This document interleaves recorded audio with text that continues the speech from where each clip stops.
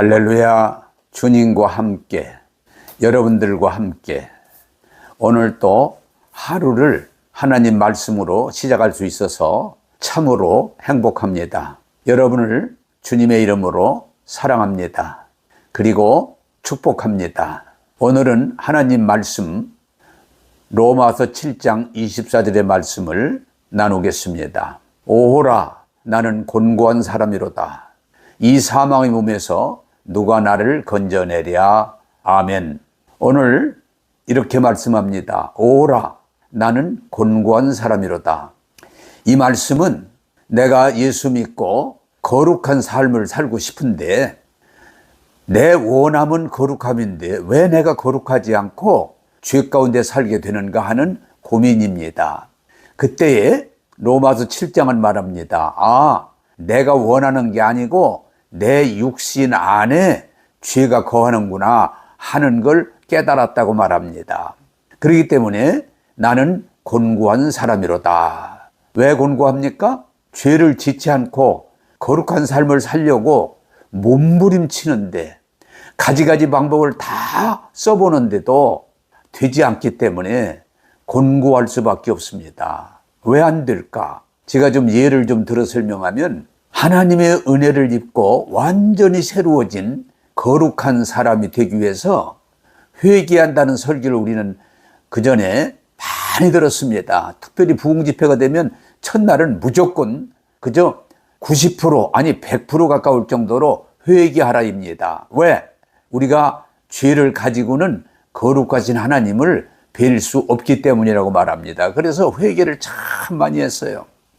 어떤 때는 내가 지은 죄를 또 회개하는 것 중에 빼먹으면 안 된다고 그래서 다 기억합니다. 그냥 몇 날 며칠을 두고 언제 내가 무슨 죄를 졌을까 해서 쓰고 써서 나중에 그걸 가지고 회개를 합니다.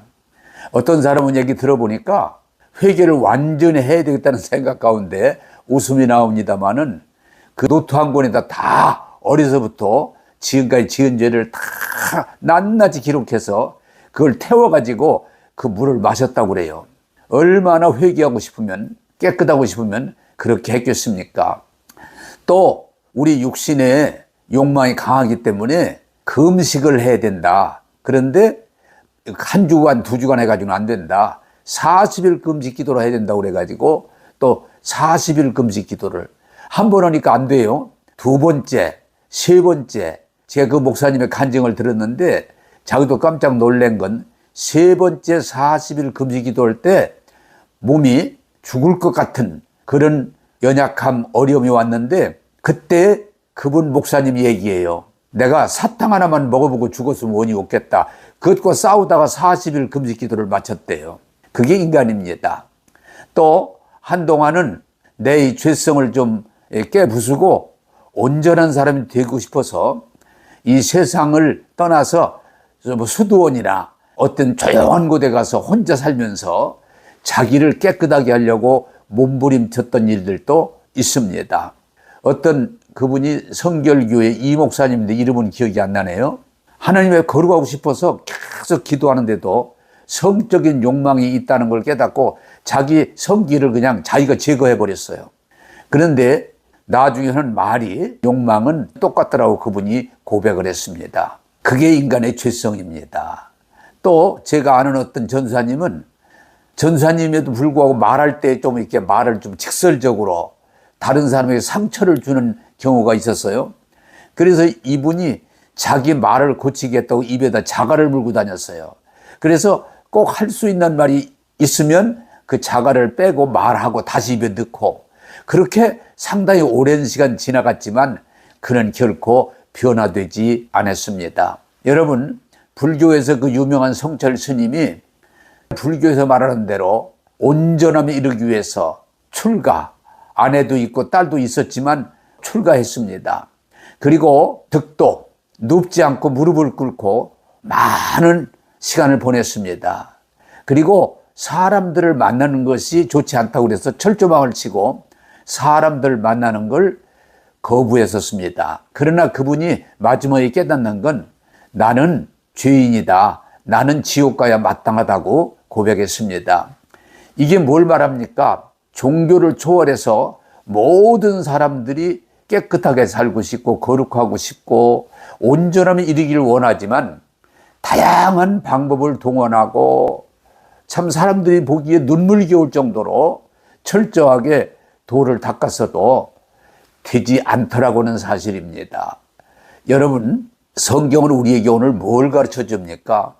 내 마음에 원함은 있지만 할 수 없다고는 걸 깨닫게 하는 것입니다. 사실은 그것이 은혜 받는 귀한 첫걸음입니다.